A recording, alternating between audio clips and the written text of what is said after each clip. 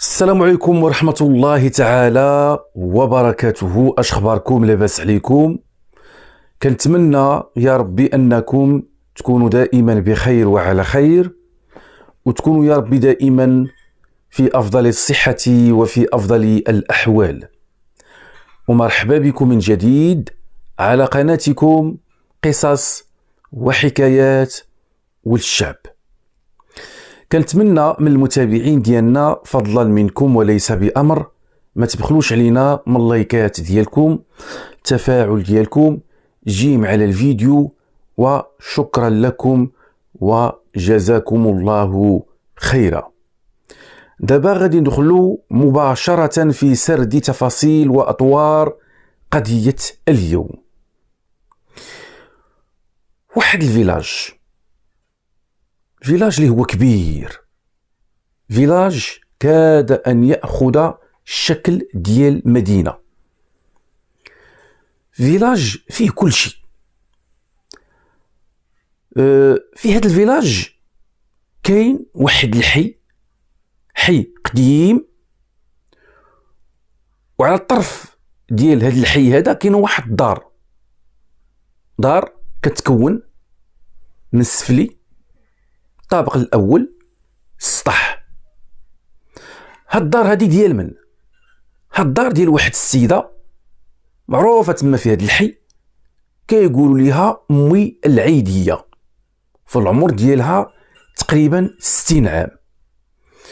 هاد امي العيديه كانت في واحد الوقيته مجوجه، وتوفى ليها الزوج ديالها، وهي ما عندها اولاد، ما عندها حتى واحد والو.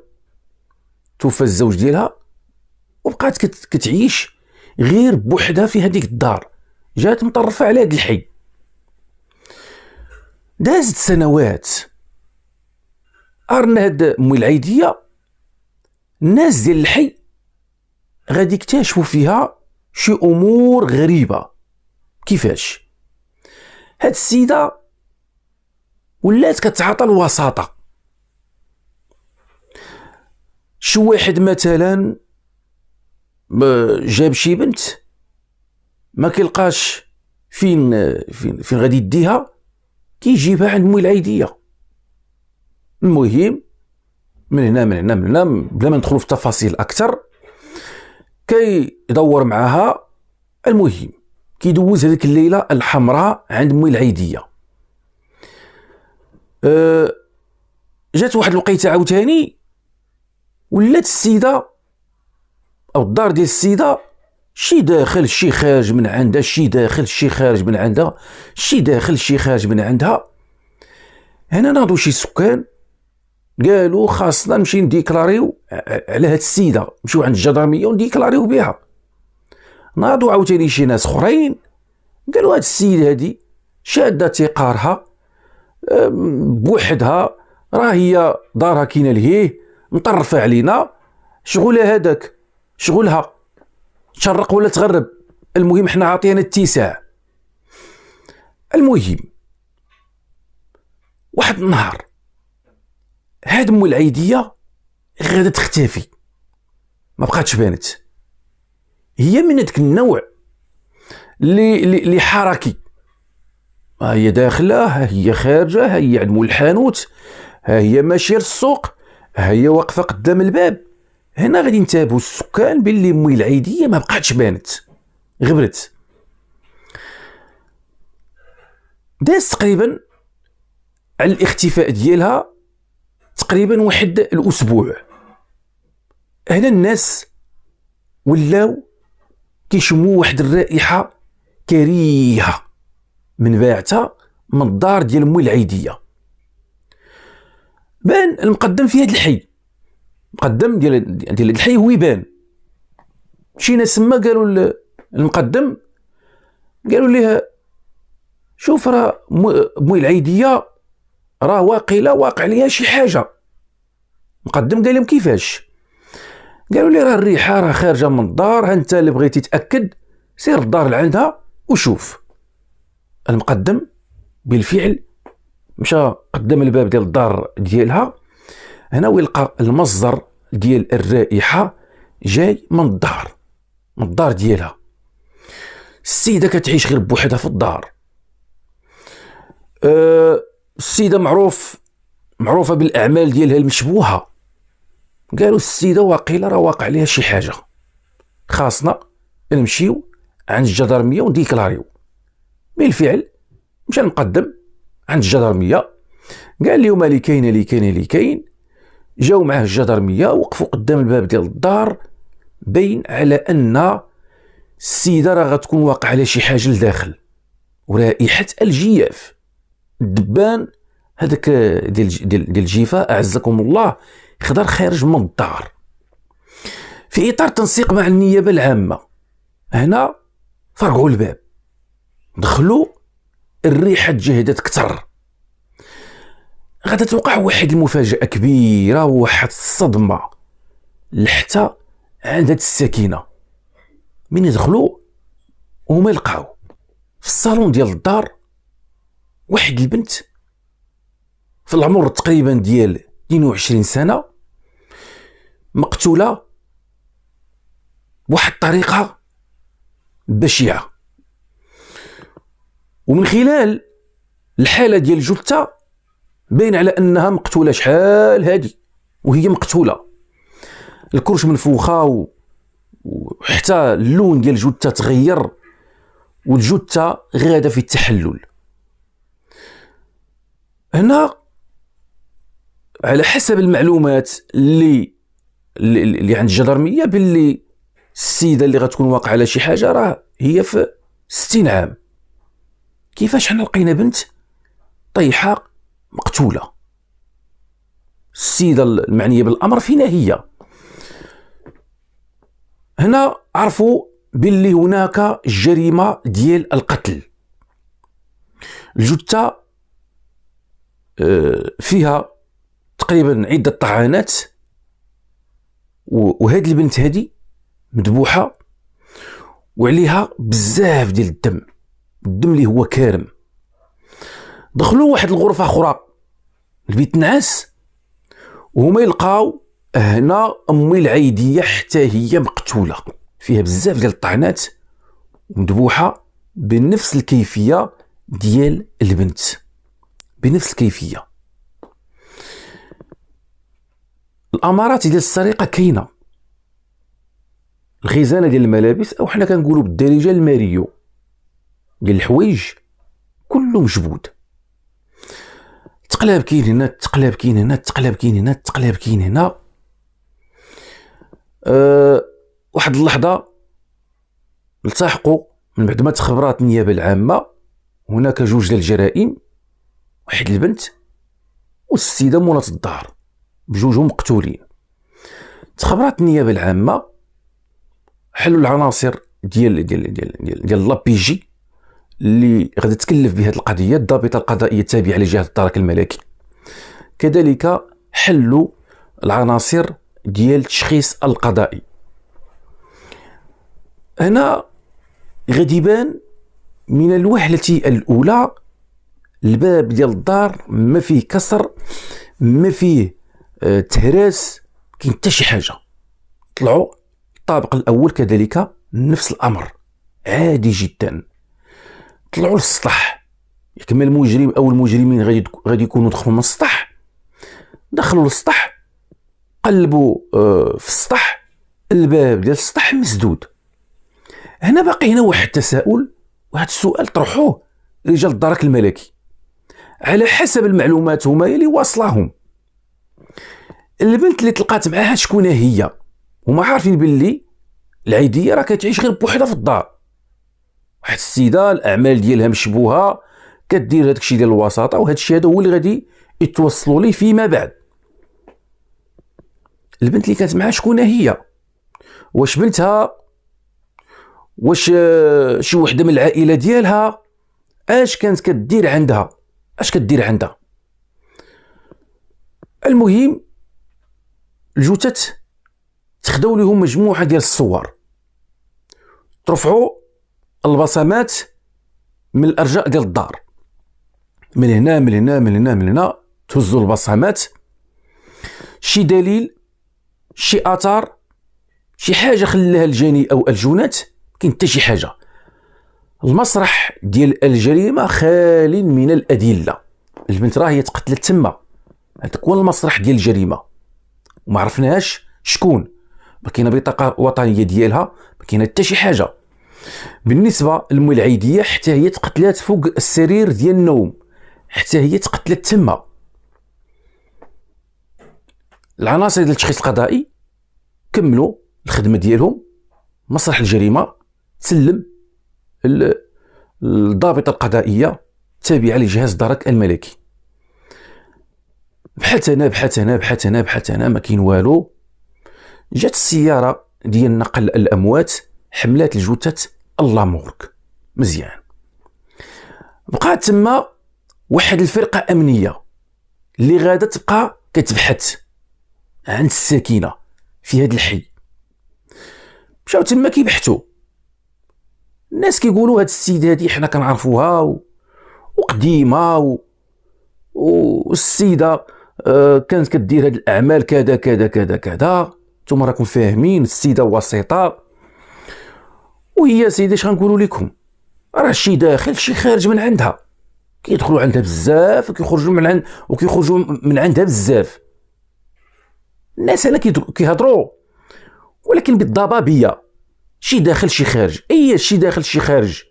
شكون هما الناس هادو اللي كيدخلوا عندها واللي كيخرجوا من عندها؟ لان هنا الضابطه القضائيه تابعه لجهاز الدرك الملكي راه هي كتبغي تعرف شكون هما الناس. هاد الناس كتعرفوهم اللي كيدخلوا عندها، اللي كيخرجوا من عندها كتعرفوهم، واش كيسكنوا في هذا الحي، واش بزاف ديال الاسئله كيطرحوها.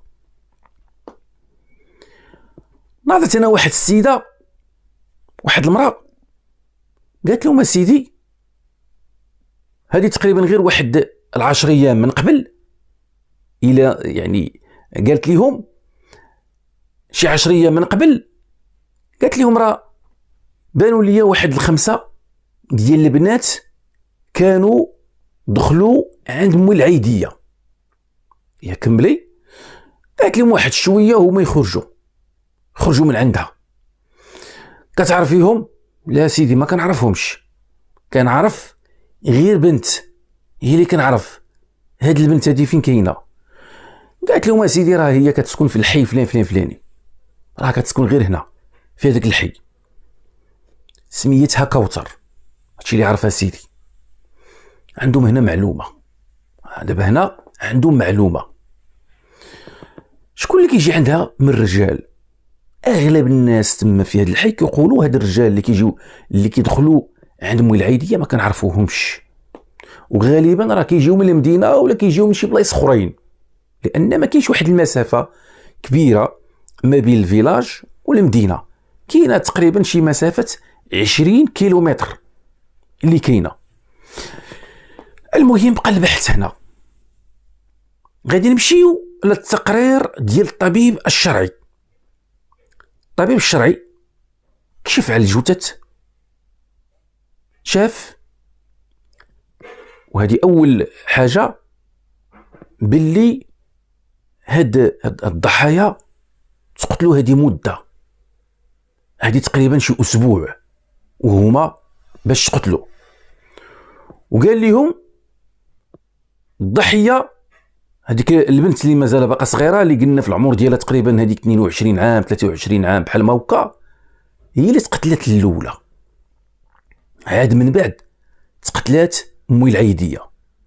مي العيديه تقتلات وهي ناعسه ما داريه بتا شي حاجه.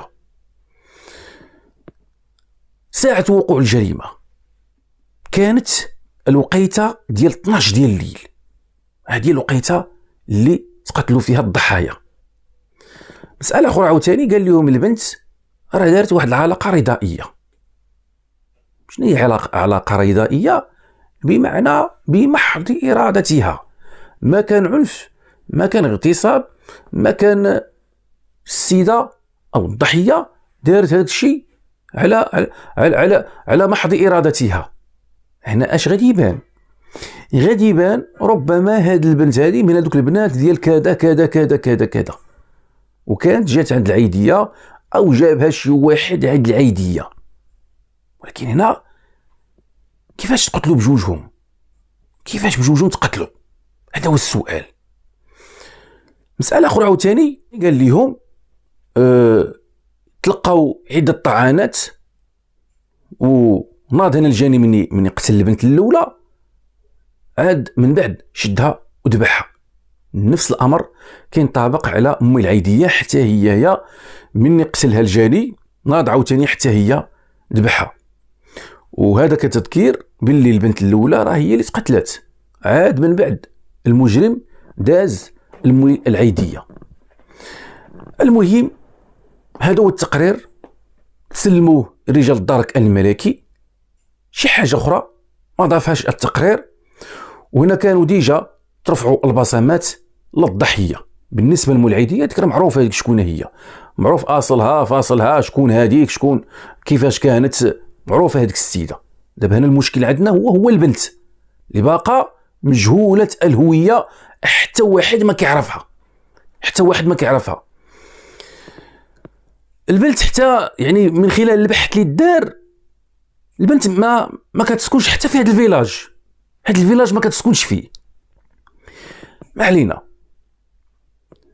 انتقلت واحد الفرقة أمنية باش ما ننساوش واحد النقطة.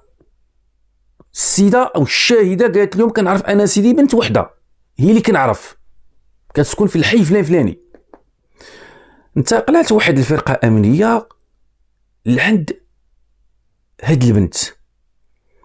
البنت كتسكن في واحد الحي، عائلة فقيرة، عائلة ناس ما عندهمش الله يحسن العون، عند الأب ديالها، عند الأم ديالها، خوتها مازالين باقيين صغار. هاد البنت هادي حتى هي جابوها جدرمية، داوها كيبحثوا معاها، قالوا ليها أم العيدية كتعرفيها؟ قالت لهم إيه سيدي كنعرفها، آخر مرة شتي أم العيدية إمتى كانت؟ قالت لهم سيدي آخر مرة شفت أم العيدية كانت نهار فلاني، والهضرة ديالها كتجي متناسقة مع الهضرة ديال هذيك السيدة، ديال هذيك الشاهدة. انتي جيتي عندها ياك؟ قالت لهم جيت عندها في هذاك النهار. معايا جيتي عندها؟ جيت لعندها اسيدي مع ديك الوقيته ديال هذيك الجوج ديال النهار، جيت لعندها. جيتي غير بوحدك ولا كانوا معاك شي بنات؟ لا سيدي انا موالفه كنمشي عندها، وانا غير انا تلاقيت مع شي بنات، شي 4 البنات تلاقيت معهم غير بارازار.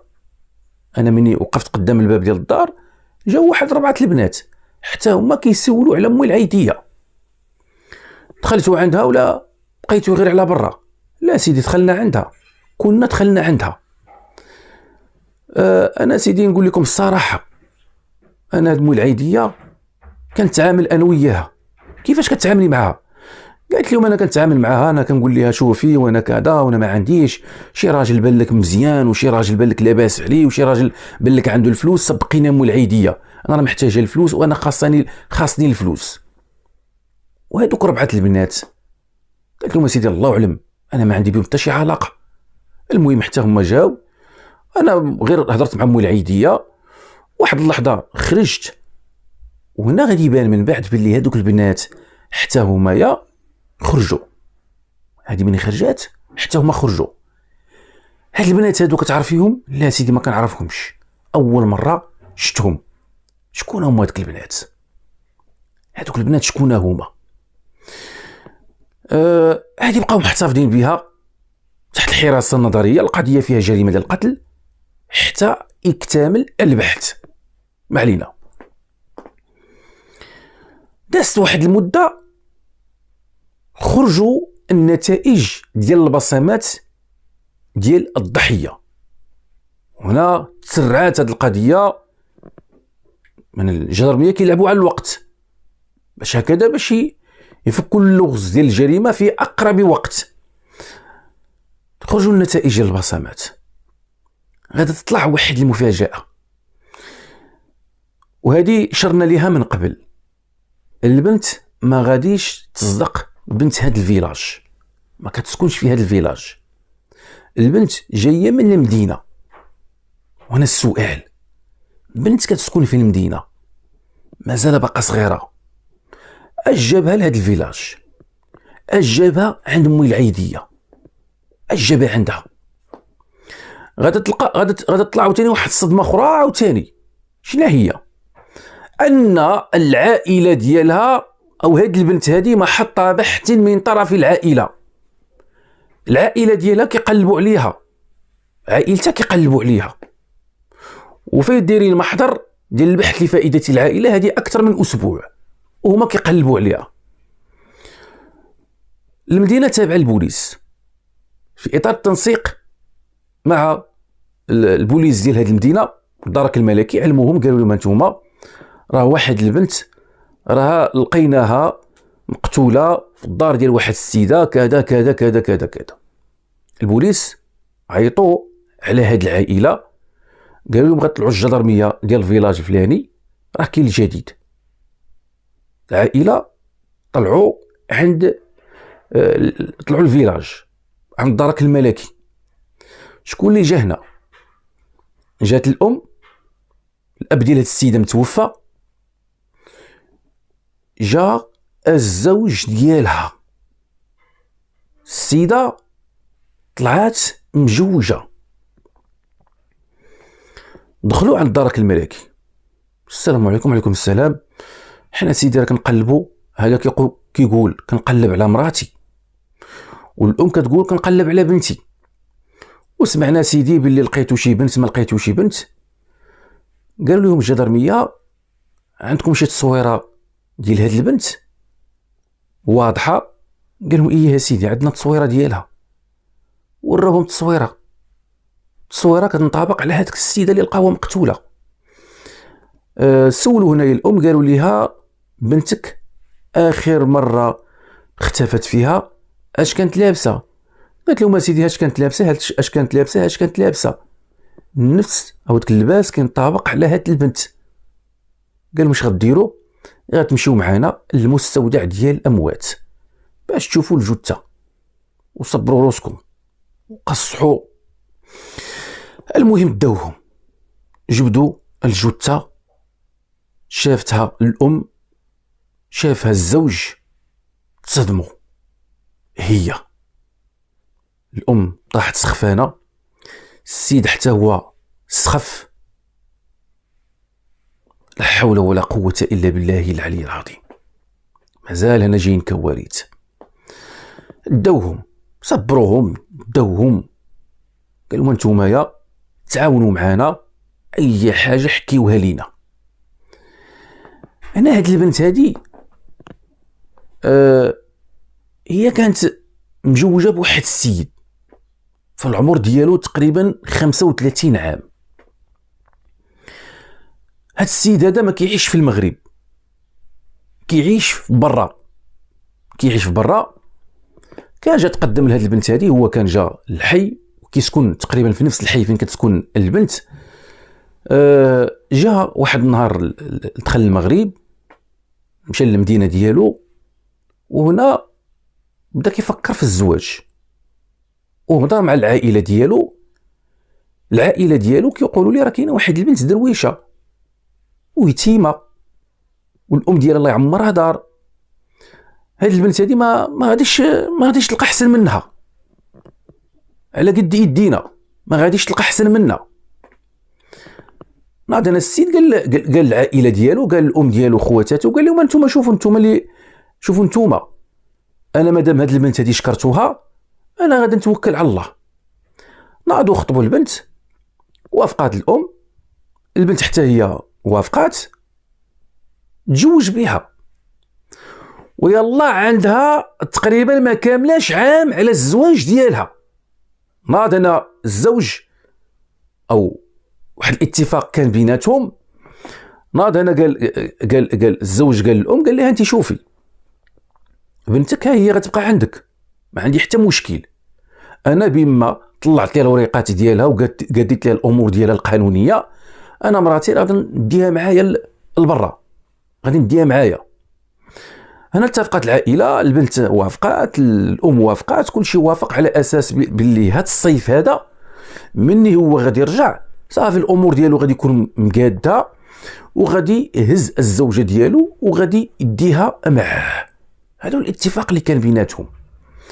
ولكن هنا على حسب، او من بعد ما داز تقريبا واحد المده ديال 8 شهور على الزواج ما بين هاد البنت وهاد السيد، والسيد فاك الوقيته هو كمشى لبرا والبنت بقات،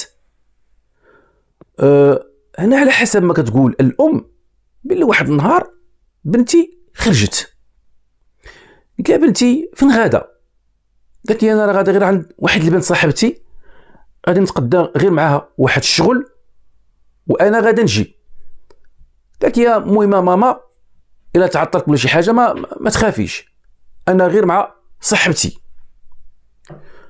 فين كاينه هاد صاحبتك؟ قالت لي يا ماما راه غير واحد البنت راني كنعرفها، راه كاينه في الحي فلان فلان فلان فلاني، من الحي فلان فلان فلاني. خرجت البنت من تما ما بقيتش شفتها والو، اختفت، بقات مختفيه. كان راجلها كان مره كيعيط كيبغي يطمئن على الزوجه ديالو، كيهضر مع الزوجه ديالو. قالت لي انت، هي من اختفت ناضت انا المراه قالتها الراجل اللي كاين في برا، قالت لي انت شوف راه ما كاين ما يتخبى، انا بنتي راه خرجت اختفت، وقيلا خطفتها شي عصابه، وقيلا وقعت لها شي حاجه، وقيلا. هي هذيك الراجل من يسمع بحال ما هكايا دخل المغرب. ولكن هنا اش غادي يوقع؟ هاد البنت هذه اللي كتقول السيده باللي هي مشات لعندها باش تلاقى هو وياه شي وحده صاحبتها غادا تقضي معها شي امور، البنت ما عرفتهاش الام. قالت لها في واحد الحي، مشات هذاك الحي، سولات في هذاك الحي، سولات هنا ما كاين والو. هذا يعني باللي البنت ما جاتش لهذا الحي، ما جاتش لي.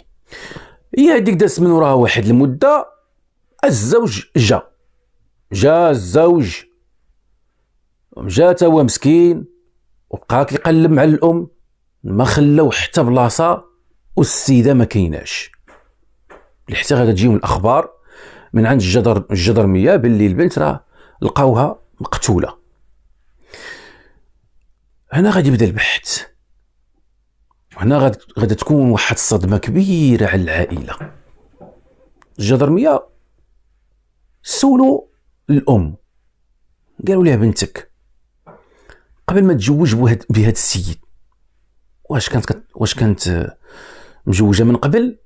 قالت لهم لا سيدي، هذا هو الزواج ديالها الاول. كانت كتعرف شي واحد؟ لا سيدي. فايت على مخطوبه؟ لا. عمرها قالت لك باللي هي عندها شي علاقه مع شي واحد في الدرب تما كذا؟ قالت لهم لا سيدي. عندها اعداء، كتعرض لشي تهديدات، شي واحد كيتبعها؟ قالت لهم لا سيدي. لا. غريب متابعي الكرام، عندنا في التقرير باللي البنت دارت واحد العلاقه مع شي واحد بمحض ارادتها، يعني ما كاين اغتصاب، ما كاين والو. السيده تلقات في الدار ديال الدعاره عند واحد الشخص، عند واحد السيده كيقولوا لها ام العيديه معروفه بالوساطه. هذا اش كيعني باللي البنت راه المهم واخا هي مجوجه. هنا الزوج خبروه بهذه الكارثه، بهذه المصيبه. السيد ما عرف راسو يبكي على مراته، ما عرف راسو غادي يبكي على هذا الشيء اللي وقع ليه، باللي مراته تلقات عند شي وحده وكذا وكذا وكذا وكانت دايره علاقه. اش غادي يقول؟ السيد صدم، الام متيقاش، بنتي مستحيل دير هاد الشيء هذا، مستحيل، كاينه شي حاجه ماشي هي هذيك. هنا بدات بعض الشكوك على الزوج. قالوا ربما الزوج هو اللي غادي يكون منفعله. علاش؟ قال ربما عرف مراته ماشيه واحد الطريق ماشيه هادي كتخونو كتمشي عند السيده هادي، ناض هنا انتقم منها، قتل مراته وقتل امي العيديه، بجوجهم انتقم منهم. ولكن هنا غتوقع واحد القضيه، مني شافوا في الباسبور ديالو وشافوا السيد غادي لقاوه دخل المغرب، الجريمه وقعت وداز من وراها 4 أيام عاد هو دخل المغرب. يعني الجريمه او ساعه وقوع الجريمه، وكانت على حسب ما شافوا الجدرميه كانت بالسبت، راه هو كان في اوروبا ما كانش في المغرب، خرج من الجريمه، السيد ما عندوش علاقه بالجريمه.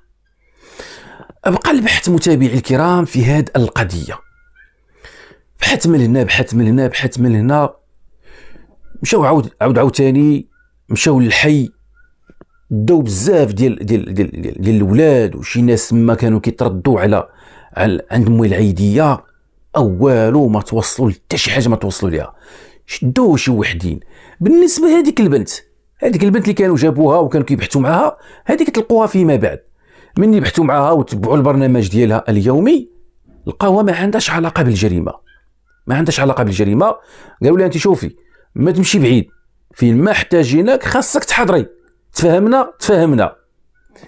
هنا بقاو عندنا هذوك 4 ديال البنات، شكون هما؟ وحتى واحد ما عرفهم. البنت كتقول انا سيدي ما عرفتهمش، انا اول مره كنشوفهم، ماشي بنات هذا الفيلاج، منين جاو الله اعلم، واش هما موالين الجريمه، واش هما اللي قتلوا هاد السيده، واش هما موالين الجريمه. داز واحد المده خرجوا النتائج ديال البصمات اللي ترفعوا من المسرح ديال الجريمه، وما لقاو واحد البصمات مازالين جداد، باقيين جداد، لقاوهم في الخزانه ديال الملابس، ولقاوهم على الدخله ديال الباب ديال الدار، بصمات مازالين باقيين جداد.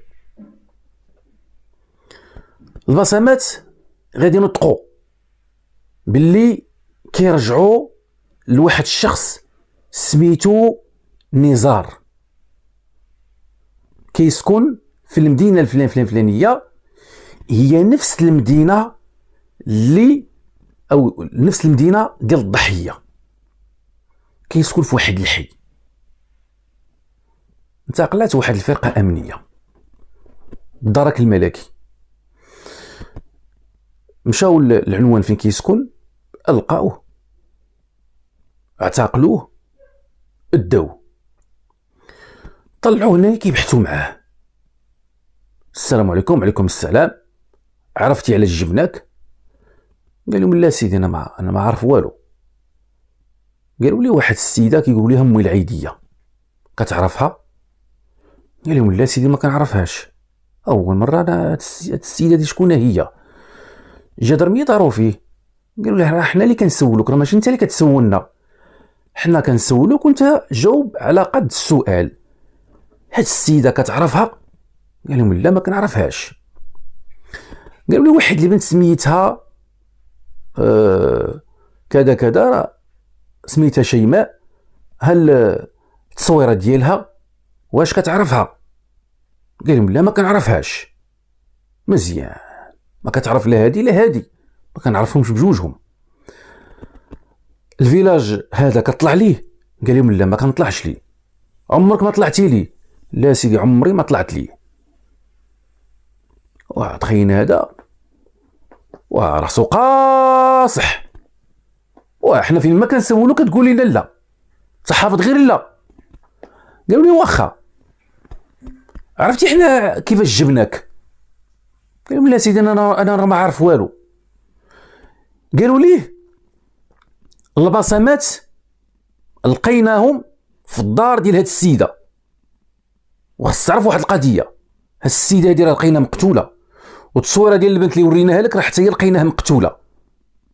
الجريمه القتيله، لا سيدي انا ما عارف والو، انا دريويش وانا هادي وانا ولد عائله، وانا ما كنكمي ما كنشرب ما كندير حتى شي حاجه، ما كيدير حتى شي حاجه، وانا ما كندير والو، ما كندير حتى شي حاجه ما كنديرها.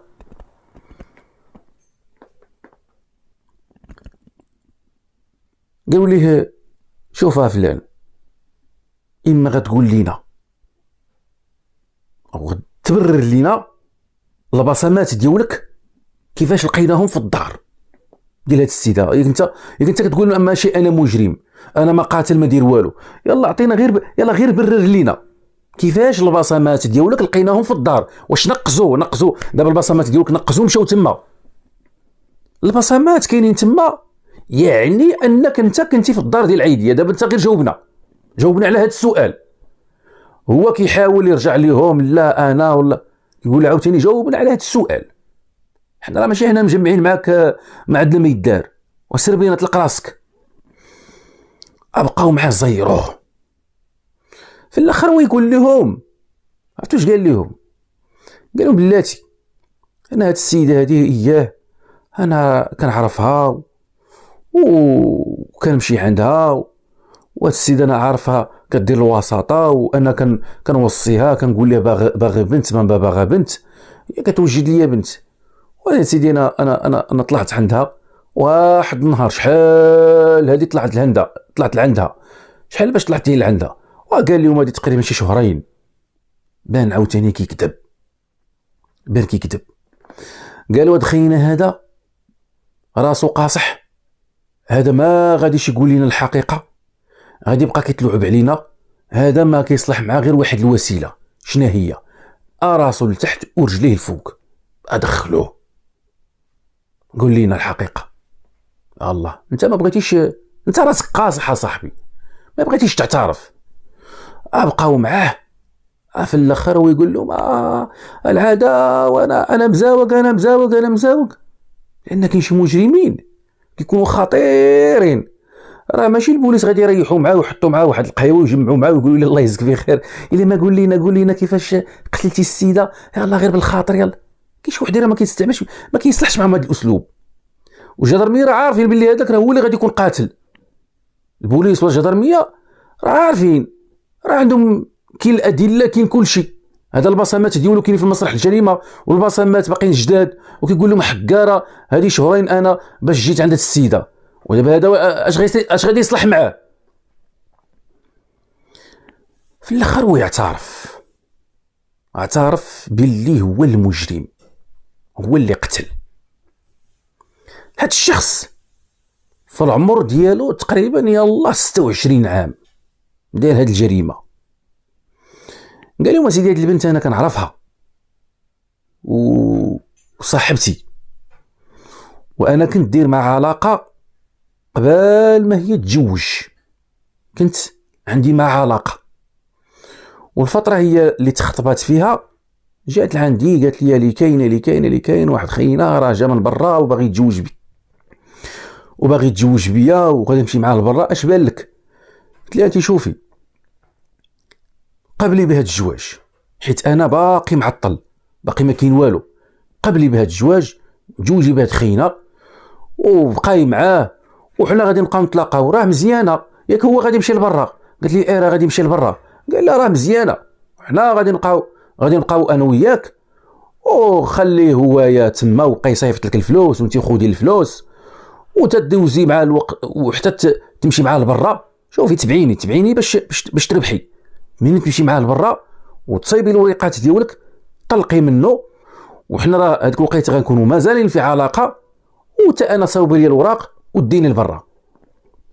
قالت لي عندك الصح، هادشي اللي غادا ندير، انا غادا نتزوج بيه وغنطلع لبرا وغادي ندير الوريقات ديالي، وانا غادا نطلقو، ومن بعد انا غادا ندخل المغرب وغادا نتزوج بك انت ونديك معايا لبرا، هكذا نبقاو انا وياك.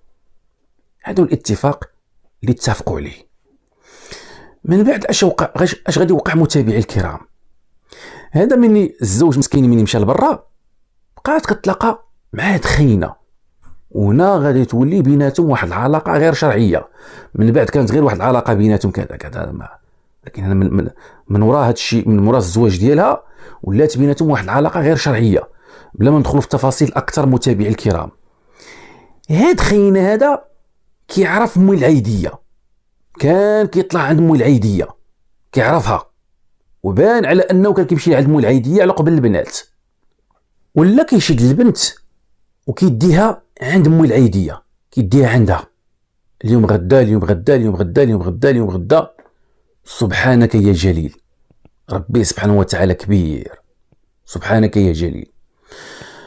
بقات السيده غادا على الفساد، هي وتخينا هذا المجرم. هو كيقول شنو هو اللي خلى يقتل البنت ويقتل موي العيديه؟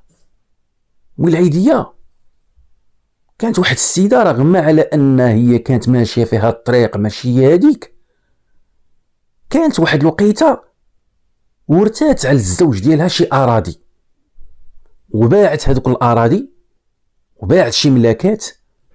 زد على ذلك هي عندها الذهب على يديها والذهب على عنقها والذهب، السيده مخمخه. كيقول هو الشيء هو على حسب ما غادي يقول في الاعترافات ديالو ما جاء في المسطره، قال لهم انا واحد النهار طلعت البنت معايا، كان بالسبت، وقال لهم جيت واحد الوقيته وانا نلوح واحد جوج فانيدات، جوج قرقوبيات. قال لهم انا صافي مني طلعت البنت طرفعت ما بقيتش عاقل على راسي. قال لهم وليت كنفكر باش نشفر العيديه وندي لها هذوك الذهب اللي عندها، حيت انا عارف عندها الفلوس.